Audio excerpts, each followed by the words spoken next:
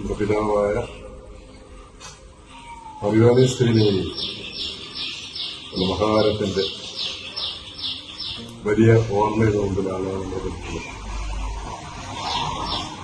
ഇതിന്റെ പിതാവ് പത്രാഭിഷേകം സ്വീകരിച്ചിട്ട് 100 വർഷമായി. അസാധാരണമായ ദൈവകൃപ സ്വീകരിച്ച അനന്തരമായ ദൈവപരിപാലന നിരന്തരം നയിച്ച ഇതിന്റെ പിതാവിന്റെ വലിയ ഓർമ്മയുടെ മുമ്പിൽ സഭാസമൂഹം നിൽക്കുന്ന സമയമാണ്. ദൈവസമ്പാദനമാണ് മറ്റെന്തിനേക്കാൾ പ്രധാനമെന്ന് അദ്ദേഹം ഉറച്ച് വിശ്വസിച്ചു, അതിനായിട്ട് പരിശ്രമിച്ചു, തന്റെ ജീവിതം മുഴുവൻ അതിനായി സമർപ്പിച്ചു. ഈ പിതാവിന്റെ മുൻപിലാണ് മലങ്കര സഭ നിന്നുകൊണ്ട് ദൈവമേ നിനക്ക് നന്ദി എന്ന് പറഞ്ഞ് അവിടുത്തെ സ്തുതിക്കുകയും മഹത്വപ്പെടുത്തുകയും ചെയ്യുന്നത്. വിശുദ്ധ ചാൾസ് ഡിഫൂട്ട് അദ്ദേഹം തെറ്റുകളുടെ വഴിയിലൂടെ നടന്നു നീങ്ങിയ ഒരു മനുഷ്യനായി. പക്ഷെ അദ്ദേഹം പറഞ്ഞു, ഒരു ദൈവമുണ്ട് എന്ന് ബോധ്യം വന്ന ആ നിമിഷം മുതൽ അവിടുത്തെ ഞാൻ തേടിക്കൊണ്ടിരുന്നു. ആ ദൈവത്തെ ജീവിതത്തിൽ സ്വീകരിക്കുന്നതിന് വേണ്ടി പരിപൂർണമായി ഞാൻ എന്നെ തന്നെ സമർപ്പിക്കുന്നു. അറിവനുസരിച്ച് വേണ്ടി സത്യമെന്തെന്ന് തിരിച്ചറിഞ്ഞ ആ നിമിഷം മുതൽ അത് തന്റെ ജീവിതം കൊണ്ട് സ്വീകരിച്ച് അതിന്റെ പൂർണ്ണതയിലെത്തിക്കുവാനായി സഭയിലത് ജീവിച്ച് കാണിക്കുവാനായി തന്നെ തന്നെ പരിപൂർണമായിട്ട് ദൈവത്തിന് സമർപ്പിച്ചു. 1944 നവംബർ മാസത്തിൽ നാലാഞ്ചിറയിൽ തിരുവനന്തപുരത്ത് 127 ഏക്കർ 71 സെന്റ് സ്ഥലം അഭിനയ പിതാവ് സഭയ്ക്ക് വേണ്ടി വാങ്ങുമ്പോൾ അത് അന്ന് 75,000 രൂപയാണ് മുടക്കിയത്. തിരുമേനി പറഞ്ഞു, മാർപ്പാപ്പ തിരുമനസിന് 108 ഏക്കറുള്ള ആവർത്തിക്കാൻ അതിന് ഹോളി സിറ്റിയാണ്, വിശുദ്ധ നഗരമാണ്. ഈ 4-ാം ഒന്ന് ഭാവിയിൽ ഒരു വിശുദ്ധ നഗരമായി തീരും.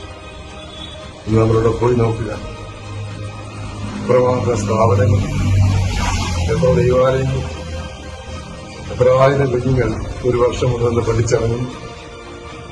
ദൈവത്തിന് വേണ്ടി, ദൈവജനത്തിന് വേണ്ടി ജീവിക്കുന്നവരെ ദൈവം കൈവിടുകയെന്നുള്ളതിന്റെ ഏറ്റവും വലിയ തെളിവും അറിവാനുസരിച്ച് ജീവിതം ഏറ്റവും വലിയ ചുമതലകളിൽ കണ്ടെത്തണം.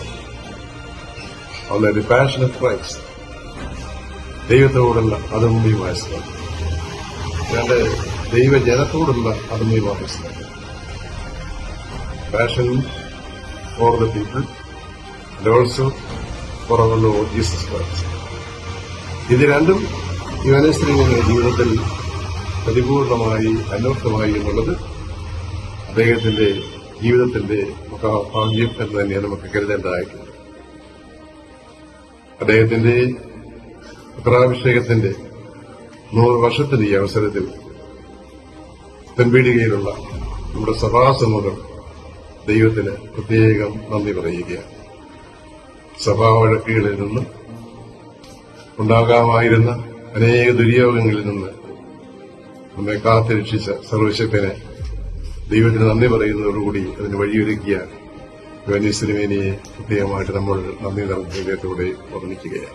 സുവിശേഷത്തേക്കാൾ, 10 കൽപ്പനയേക്കാൾ, കർത്തൃപ്രാർത്ഥനയേക്കാൾ മറ്റ് പലതിനും പ്രാമുഖ്യം കൊടുക്കുകയും ഇതിനേക്കാൾ മറ്റു പല കാര്യങ്ങൾക്കും അർഹിക്കുന്നതിലേറെ പ്രാധാന്യം കൊടുത്തുകൊണ്ട് വഴിതിരിച്ചുവിടുകയും ചെയ്യുന്നൊരു കാലയളവിൽ സത്യമെന്ന് തിരിച്ചറിഞ്ഞ്, സത്യസഭ തിരിച്ചറിഞ്ഞ് യുവനസ്ലിമേനി ജോലിക്കാർ സഹോദരി അതിന്റെ നന്മകളും അനുഗ്രഹങ്ങളും നമുക്കായി പങ്കുവയ്ക്കുന്നു. നമ്മളത് സ്വീകരിച്ചുകൊണ്ടേയിരിക്കുന്നു. മധ്യപിതാവിന്റെ ഭാവന സ്മരണയ്ക്ക് മുമ്പിൽ നമ്മൾ നന്ദി പറഞ്ഞ് ഹൃദയത്തോടുകൂടി നിൽക്കുകയും നന്ദി നിറഞ്ഞ ഹൃദയത്തോടെ നിൽക്കുകയും അദ്ദേഹത്തിന്റെ മധ്യസ്ഥ തേടി നമ്മൾ പ്രാർത്ഥിക്കുകയും ലളിതാവിനെ ഒത്താരെയും വണങ്ങുന്ന ഒരു കാലം നമ്മുടെ സംസ്കാരത്തിൽ തന്നെ ഉണ്ടാകട്ടെ എന്ന് പ്രാർത്ഥിച്ചുകൊണ്ട് ദൈവം നമ്മളെ പ്രാർത്ഥിച്ചുകൊണ്ട് ഈ സന്ദേശം ഞാൻ കൊള്ളട്ടെ ദൈവം നമ്മളെ അനുഗ്രഹിക്കട്ടെ.